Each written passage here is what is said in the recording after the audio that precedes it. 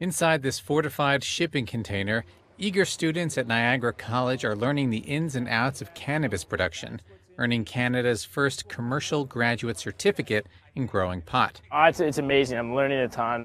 They, along with millions of other Canadians, have been preparing for today, when Canada becomes the first industrialized nation to legalize recreational cannabis. Its approach will be cautious and regulated, starting with limited stores and products, including no edibles like these Israeli jelly beans for a year, and tight control over supply.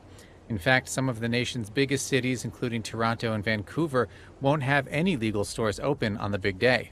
Others, including Montreal, will only have a handful. The new recreational cannabis regime will officially come into force on October 17th. Still, it's a huge milestone and fulfills a campaign promise by Justin Trudeau's Liberal government, as it will redirect billions in illegal sales from organized crime back to the government.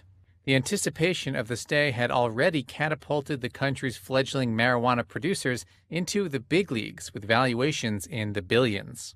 Countries around the globe will be watching Canada's rollout closely.